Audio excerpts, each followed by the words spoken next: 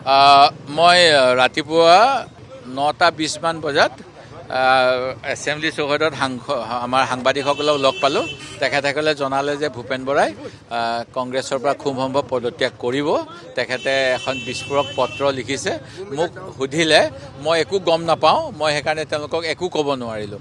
মই ক'লোঁ যে মই বিধানসভাৰ অলপমান কাৰ্যসূচী সমাপ্ত কৰি তেখেতৰ ওচৰলৈ আহিম আৰু কথাখিনি জানিবলৈ চেষ্টা কৰিম, তাৰপিছতহে মই মন্তব্য দিব পাৰিম। সেই গতিকে মই এতিয়া আমাৰ প্ৰাক্তন সভাপতি, আমাৰ সতীৰ্থ, আমাৰ চেয়াৰমেন এখন কমিটিৰ, কেম্পেইন কমিটিৰ, তেখেতক লগ পাবলৈ আহিছোঁ আৰু কথাখিনি জনাৰ পিছত কিবা জনাব লগা থাকিলে আপোনালোকক কৈ যাব। মই নাজানো, মই পত্ৰখন দেখা নাই নহয়। আপোনালোকে দেখিছে নেকি পত্ৰখন? দেখিছে?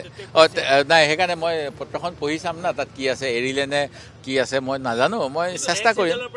এনেকুৱা হয় কেতিয়াবা, অলপ মনত দুখ লাগিলে আৰু কিনো কংগ্ৰেছ কৰি আছোঁ বুলি ভাবিছে চাগে। তাৰপিছত ময়োতো কংগ্ৰেছ কৰি আছোঁ, মোৰোতো মনত দুখ আছে। মোক মানে এটা কেছত মই দুখী নহয়। হিতেশ্বৰ শইকীয়াই CBIক দিছিলে পশুখাদ্য কেলেংকাৰী কেছটো, আৰু মই হিতেশ্বৰ শইকীয়াৰ পুতেক হয়।